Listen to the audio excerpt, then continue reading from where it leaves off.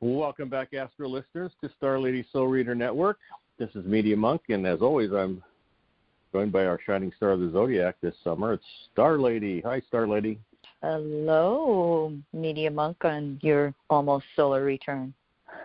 Oh, thank you. Yeah. New moon in Leo. It's always going to be close. New moon Leo is really close. Thank you. As everybody knows now, Kim Marie is the managing director for the Evolutionary Astrology Network.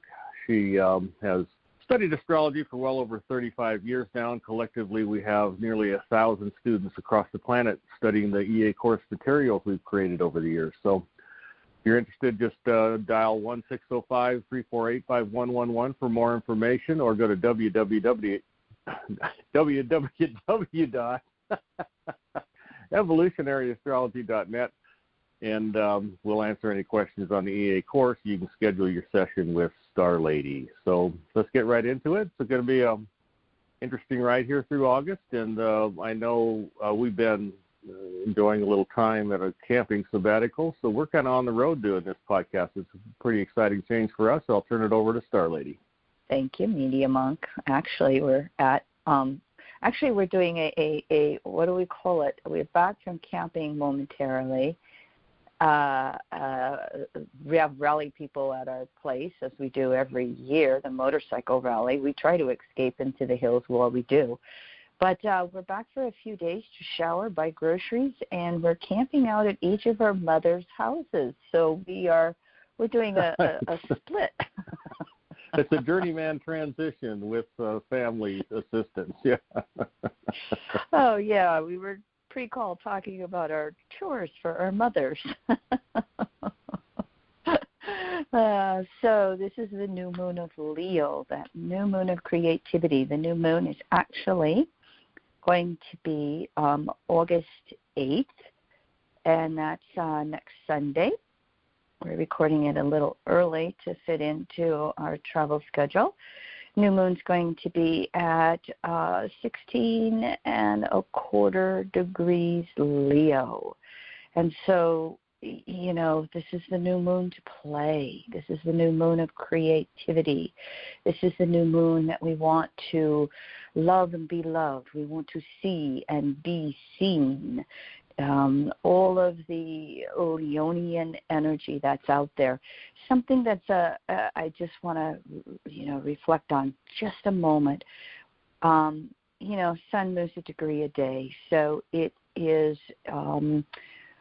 Let's see my math here. It's moving towards 4, 5, 6 degrees beyond that opposition to Saturn retrograde at 9 degrees Aquarius. And so we're still feeling a little bit of responsibility, mother's to-do list, Media Monk, with that new moon in orb of opposing Saturn.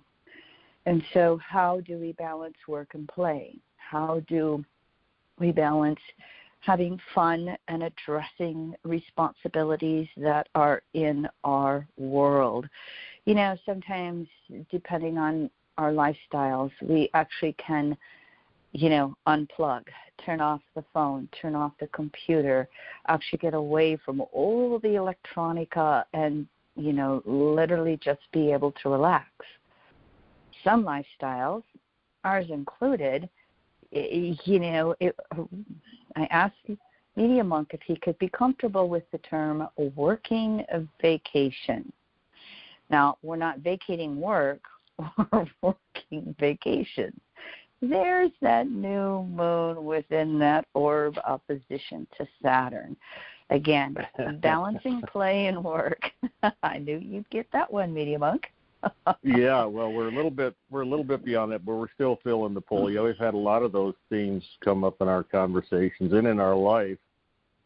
That taskmaster planet Saturn can really kick up a lot of feelings of restriction. And of course, in my solar return month, I don't want to be restricted. So, so beware of those feelings coming up, because even though this is a very playful time with New Moon and Leo, Sun and Leo, blah blah blah, we still have some tension in the air. So, thank you, Star Lady. Well, Well, and this is reiterated by the fact that all year Saturn makes the last quarter square to Uranus. That push-pull, yesterday, tomorrow, change, resist. And we are going to have the few days before the new moon, Sun makes the waxing square to Uranus. It's actually August 6th at about 15 degrees, Leo, Taurus. And so we can still feel the energy of almost a T-square in the fixed signs for this new moon. And, you know, Uranus is slowing down to stand still and turn stationary retrograde August 19th at just less than 15 degrees. It's going to turn retrograde at 1448 Taurus. And, you know, Uranus is kind of like Pluto, those unconscious planets that we may or may not recognize, that when they change directions, retrograde or direct, they have a tendency to create enough pressure to cause upsets. And Pluto is well known for that. Uranus is well known for that. So as we move through this new moon and we are initiating these new annual beginnings to play or create or be seen, Leo, we have this tension from Taurus, Uranus, going on. Where are we willing to change? Where are we resisting change? And Uranus stationary retrograde means throwing off conditioning factors. And this could, you know, Uranus makes Saturn makes 3 last quarter squares to Uranus throughout this year. Uranus turning stationary retrograde can almost be like the 4th last quarter square. Whatever Saturn, even Saturn retrograde in Aquarius, you know, throwing off old authorities, throwing off old responsibilities, throwing off old conditioning factors. Whatever Saturn may be resisting, Uranus retrograde can come along and just blow it to the smithereens as it turns retrograde. So you really want to be working with some flexibility here as we move through the next 2 weeks with Uranus changing directions. And as I've said, the 7-year transit of Uranus and Taurus is one long climate event or Earth event. And so for all of us, periodically, the outer world will be pulled out from underneath us to turn us inward, Taurus, to deeper inner security. So when Uranus goes retrograde in Taurus, it points to that polarity, Scorpio. And Scorpio is where we confront anything that Taurus energy is stuck in. So Scorpio can bring up those famous confrontations. It's the only archetype in this T-square orb that doesn't have any planetary energy right now. And Scorpio is the water element of the fixed modality, Taurus, Leo, water, or Taurus, Leo, Scorpio, Aquarius. And so with Uranus turning stationary retrograde, some of the pressure that's going to build up is not just going to be with our physical securities, our resources, our where we live, our actual, planet, the actual climate. We've been running around with dry, raw throats here in the northern plains because of the wildfires coming from both Canada and the U.S. on the western coast. I mean, our sunsets and our sunrises have been beautiful, but, oh boy, I'm having to resort to cough drops just with the rawness of the smoke in the air. So the opposite of that, Scorpio, is water. And so in addition to the physical pressures, we can have the emotional confrontations. We can have the emotional upsets that are going on. And I guess from my perspective as Sun, Moon, Mercury, Neptune, all in Scorpio, North Node in Scorpio, I've long learned that I got to process emotions when I feel those emotional buildups, get the emotional release out. Sometimes it's not very pleasant with Scorpio. However, there is a calming of the waters afterwards. And so during this new moon time period, when you feel pressure building up, especially emotionally, how do I emotionally release things? How do I process through things? How do I find that inner security? How do I love myself? Sun, Moon in Leo. So that's kind of some of the big backdrop going on. Right on the heels of the new moon, August 8th, 16 Leo, Venus in Virgo opposes Neptune retrograde. That's August 9th. Both of them hanging out about 23 degrees, Venus Virgo, Neptune Pisces. Lower and higher octaves of love with Venus and Neptune. So we, right on the heels of this new moon Leo, how well are we loving ourselves? Or are we projecting it outward? Are we expecting our partner or someone else in our life to see us, to notice us? That Venus in Virgo can really, it has to watch a distorted tendency to cry victim. It has to watch a distorted tendency to see what's wrong with the world or love or relationships, rather than how do I self-improve taking care of me? How do I, opposition to Neptune in its own sign, Pisces, retrograde, pointing back to Venus, how do I hold healthy boundaries with others? How do I hold healthy boundaries with the world?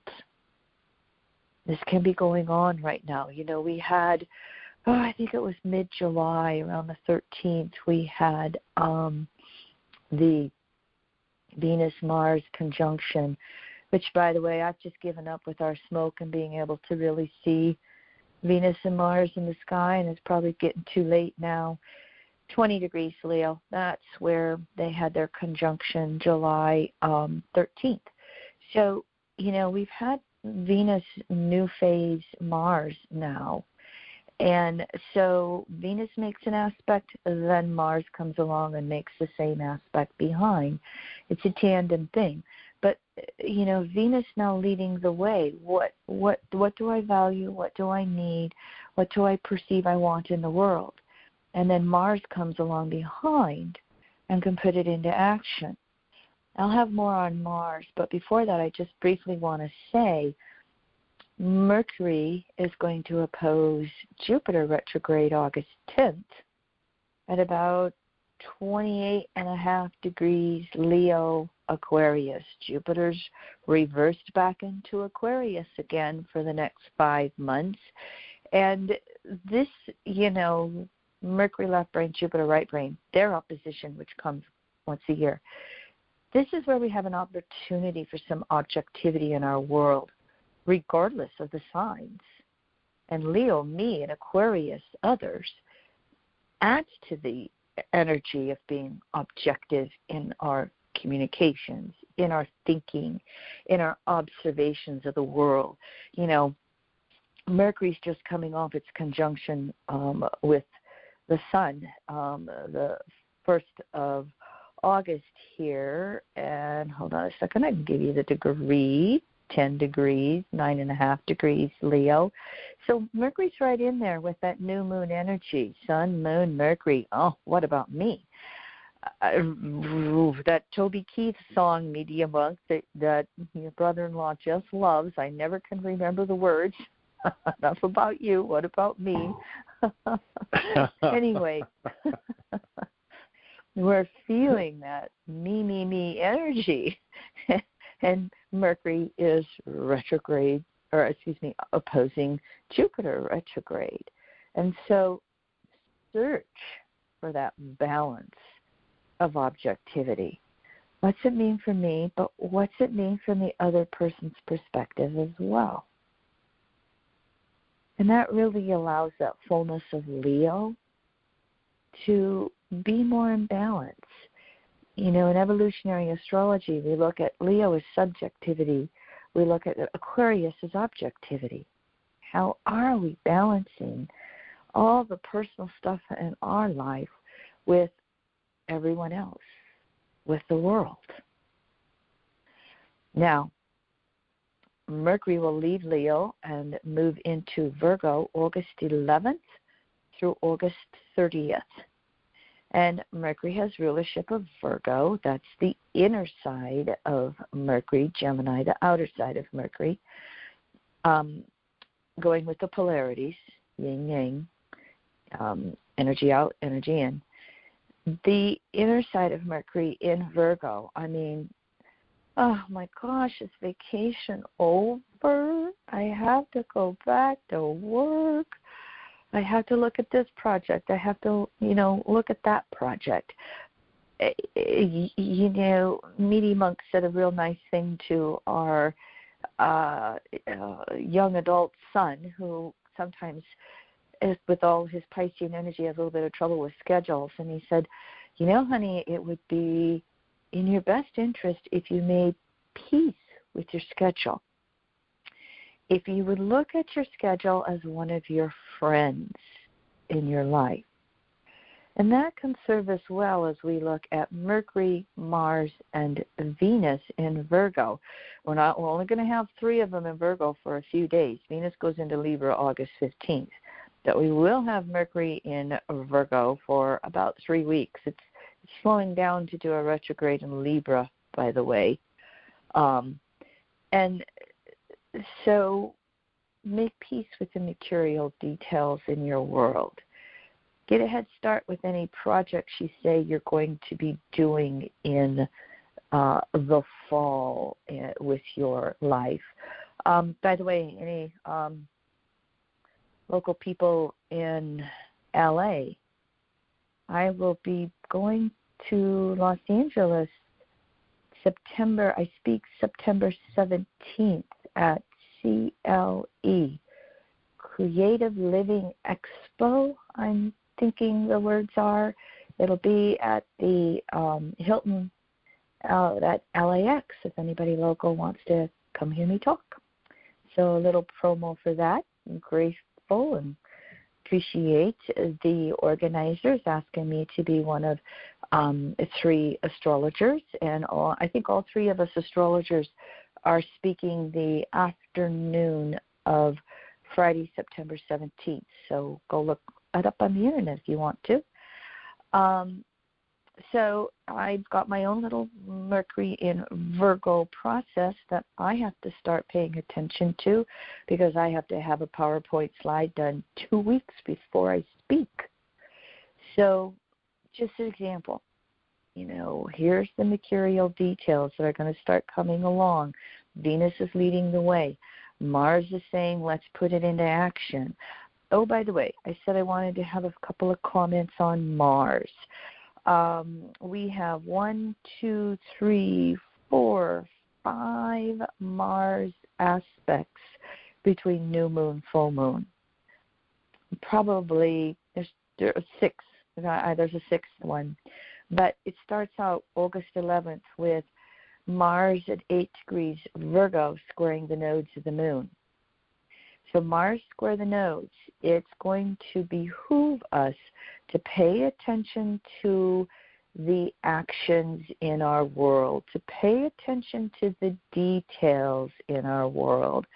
Again, this is going to be 8 degrees of immutable signs, so you can go from 5 to 10 degrees at least with the mutable signs. And,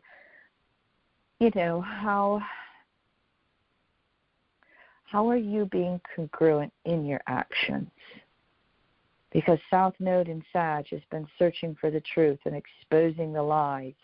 And boy, they're pretty plain to see, but isn't it interesting how some souls on planet Earth can be in such denial and believe such outrageous lies and speak words, North Node in Gemini, that are, I'm talking politics here in the United States, and speaking words that are the absolute opposite of what reality is. You can see this kind of come to a head during these next few weeks as, again, Mars in Virgo squares North Node Gemini, South Node Sag.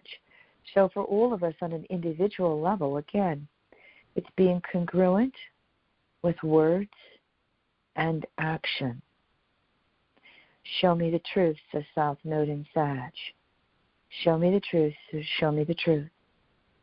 Let me walk my path, says North Node in Gemini. Now, what I also want to point out to you is August 18th, Mercury catches up to Mars and has its first of 3 conjunctions to Mars this fall. The first one, August 18th, takes place at 13 degrees Virgo. Mercury retrograde will conjunct Mars. I don't think I have these written down. Mercury retrograde will conjunct Mars in Libra, and then finally Mercury direct will make a 3rd conjunction to Mars in Scorpio.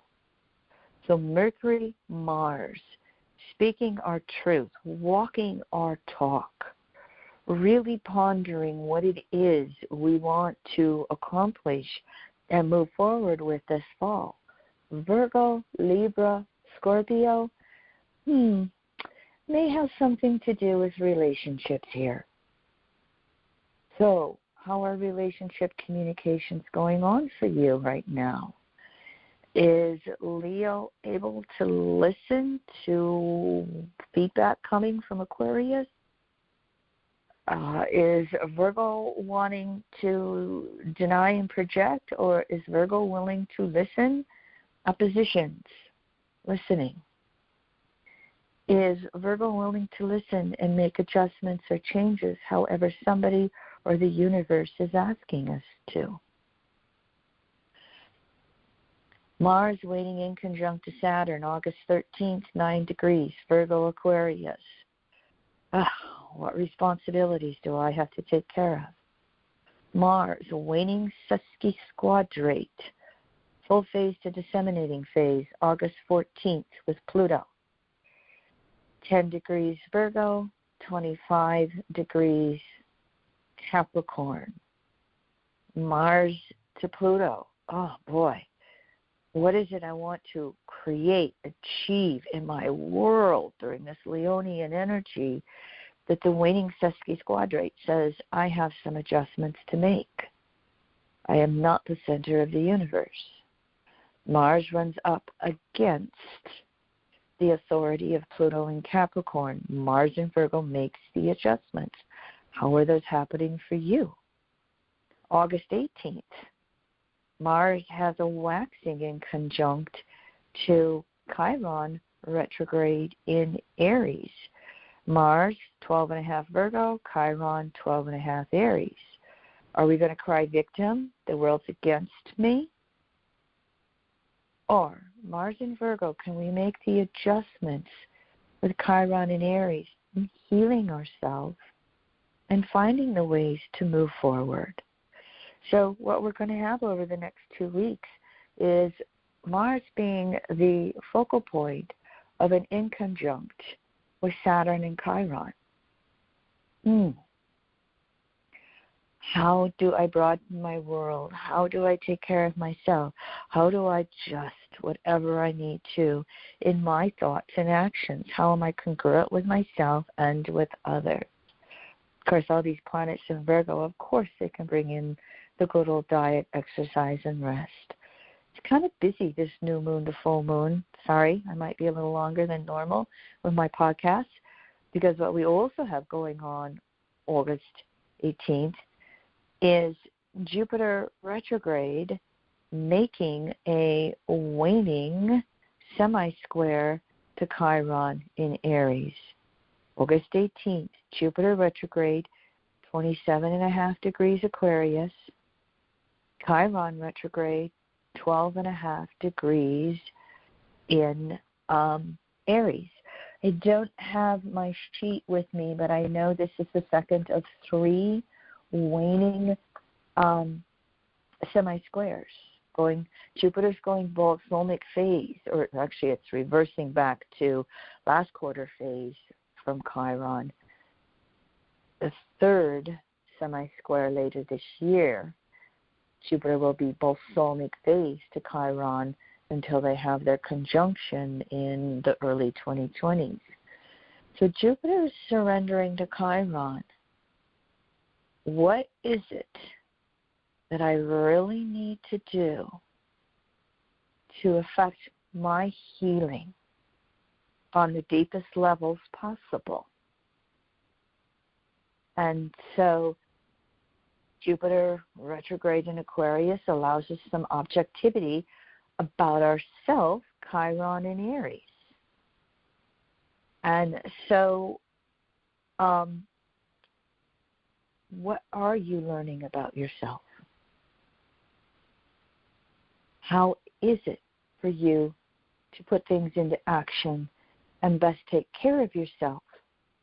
Mars, Virgo, in conjunct with Saturn and Chiron.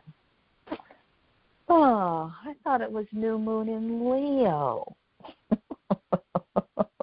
Yeah, don't be a buzzkill, Star Lady. Well, it just goes to show you the palette of astrology at work, so you won't want to come to EA if you don't want to go to the core of your soul. So these are some transits that a lot of folks out there, especially newer listeners, probably don't hear about, but they're just as relevant and certainly just as powerful. So thanks for doing the research one more time, Star Lady. Thank you. Well, Mars makes a waxing trine to Uranus August 22nd on the full moon. We'll talk about that later. But Uranus is going to turn stationary retrograde again August 19th, 14 3/4 Taurus. It goes direct January 18th of 22 at about 11 Taurus. And so through all this Leonian what about me, through these inner planets in Virgo, how do I adjust? How do I self-improve? How do I get off my pity pot? Remember, Uranus can pull the rug out underneath us somehow. And when outer security disappears, it points us deeper to inner security.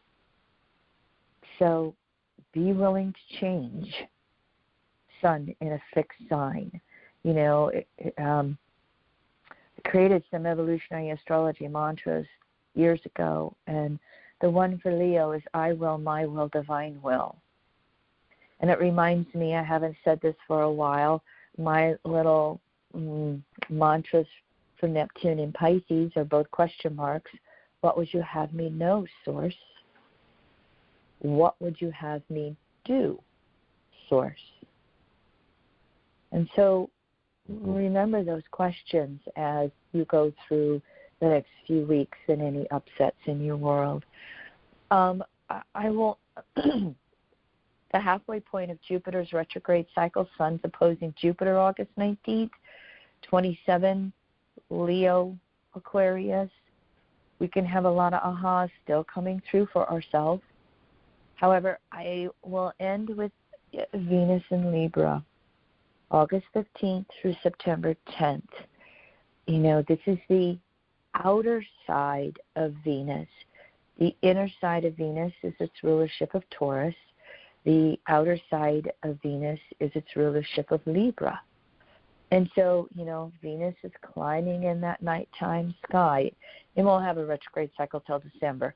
So we've got all these beautiful evening, nights, when we can see through the smoke and see Venus in that evening sky. And, Venus in Libra its intent is to initiate fairness in our world and equality of giving and receiving. Venus in Libra yearns to commune with someone else. It yearns to be in relationship. Media Monk and I are, separating ourselves for 3 nights as we meet over the phone. And it's just like, oh, I miss you, honey. So yeah, but Venus sleeping so good. Libra, Now you're not there, and I'm not sleeping that good. Venus in Libra, it's the socializer. It's in its element. It's communicating, and so use that second half of August, that first half of September to really put some energy into your relationships. I got a substitute Media Monk. He's got black fur and 4 legs, and he's sitting on the lap. Kitties go to grandma's when we have house guests. So, I know that one. Find those ways to socialize. Find those ways to put those connections with others in your world. I like Venus in Libra. I wasn't born with it, but I do have Libra planets, and the distortions of Venus in Libra are just the dichotomy of opposition. The total inequality of fairness. And if that's in your world, Venus, new phase Mars, there may be something that needs to shift. But for the most part, utilize, enjoy Venus in Libra, and reach out and communicate with those you've been thinking of but haven't spoken to. And I will also say, I will also say, even though they are not in orb by degree, Venus is to Pluto, Venus in Virgo, Pluto in Capricorn, and Uranus in Taurus, they are making, they are 3 planets in the earth signs, and they can draw each other in to a grand trine in earth. So, feet on the ground, take care of yourself, and take care of others in your world as well. Give as you wish to receive with healthy boundaries. Now I'm complete for the moment, Media Monk. All right. Thanks, Astro listeners, for tuning in again. You're welcome to pass these podcasts along to any family, friends, colleagues, etc. We do so. Move with creative passion on this always exciting journey to the core of our souls. Thanks for tuning in, everyone.